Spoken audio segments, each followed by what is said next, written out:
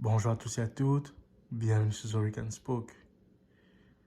J'ai l'immense plaisir de vous retrouver en ce jour pour faire le débriefing d'une très belle rencontre auquel nous venons d'assister, celle ayant opposé le Real Madrid à Liverpool, ou devrais-je dire Liverpool au Real Madrid à Anfield.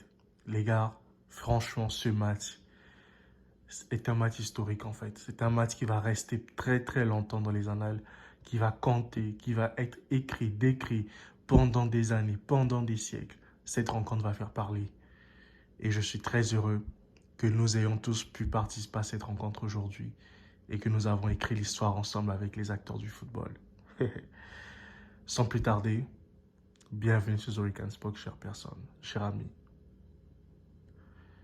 Tout d'abord, j'aimerais encore féliciter le Real Madrid pour cette merveilleuse victoire, hein, ou devrais-je dire, cette brillante victoire, parce qu'aujourd'hui, le Real s'est imposé 5 buts à 2 face à Liverpool et il vient encore d'infliger à Liverpool une nouvelle défaite historique, en fait, parce que la dernière défaite historique de Liverpool en Champions League à Anfield était de 3-0 par le Real Madrid. Je crois que c'était en 2014, si j'ai bonne mémoire, où Ronaldo avait marqué aussi et Benzema avait marqué un beau but. Et ce soir encore à nouveau, on a vu un grand Real Madrid, malgré le fait qu'ils se sont fait bouffer en première mi-temps. Dans les 15 premières minutes, ils se sont fait écraser. Liverpool a dominé. Liverpool était présent dès la troisième de jeu. Liverpool ouvrait déjà le score pour mener 1-0. Après, ils mènent 2-0 sur une erreur monumentale de Thibaut Courtois. Qu'est-ce que c'est terrible de voir Thibaut Courtois faire ce genre d'erreur dans un match haut niveau. Thibaut Courtois, l'un des meilleurs gardiens du monde, si ce n'est le meilleur gardien du monde en ce moment, vu qu'il est champion du monde. Thibaut Courtois. Et faire cette erreur, c'est juste catastrophique et c'est juste terrible en fait de pouvoir voir cela. Mais ceci étant, son équipe a su réagir. Moi, dès que j'ai vu ces 2-0, je me suis dit, oh là, aujourd'hui le Real Madrid va comprendre de l'eau. Sûrement on va les battre 5-0 aujourd'hui, mais c'était sans connaître cette équipe madrilène qui n'abdique jamais, cette équipe madrilène depuis l'année dernière qui s'est forgée, on va dire quoi, un ADN tellement solide, un ADN à toute épreuve, une résilience, une capacité à toujours se relever, même s'ils sont menés comment, ils vont toujours se relever. Et on a vu avec un Vinicius Junior qui a sonné la révolte, qui a porté le Real Madrid comme depuis ces derniers temps. C'est le meilleur Madrilène en ce moment. Vinicius Junior, il était omniprésent dans cette rencontre côté attaque. Il a fait du mal à la défense de Liverpool. Il a fait souffrir Liverpool défensivement. Il était présent dans les duels, il a gagné. Il a marqué un très beau but, même si le deuxième but aussi l'est tout autant, mais on va souligner son premier but parce que quel but en fait de Vinicius, quelle merveille en fait. Et par la suite, il provoque encore la faute qui amène le troisième but de Militao. Les gars, le Real Madrid cette année est vraiment exceptionnel en fait. Et pour ça, il n'y a rien à dire. On peut que se féliciter de cette équipe.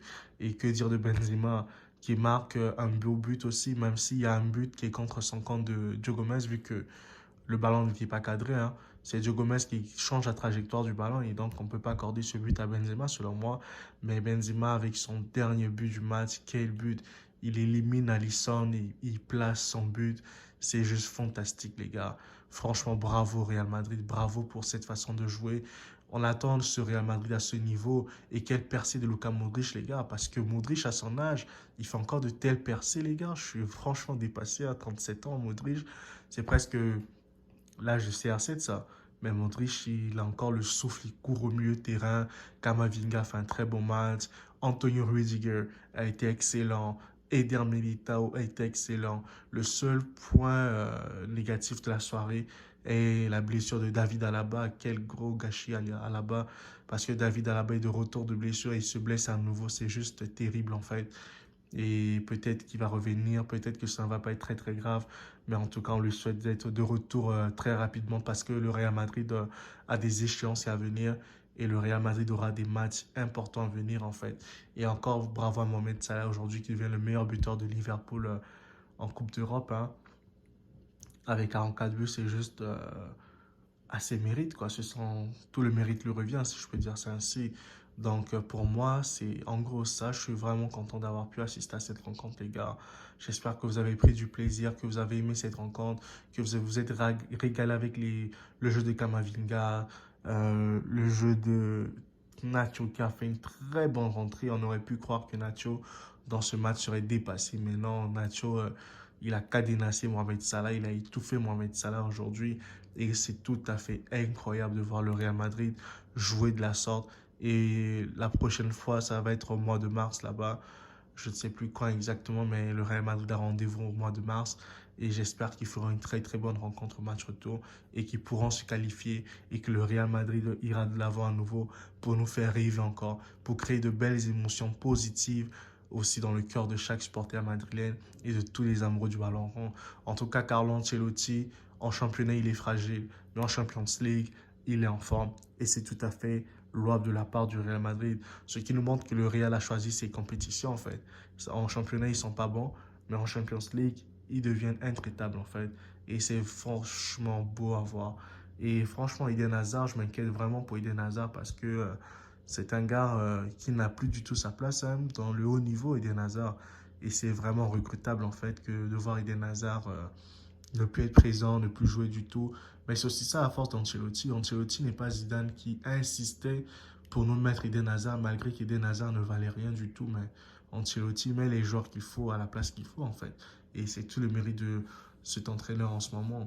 En tout cas, moi, je vous dis à très bientôt, les amis, pour une nouvelle vidéo. Si vous avez aimé cette vidéo, abonnez-vous massivement, les gars. Abonnez-vous, abonnez-vous, abonnez-vous.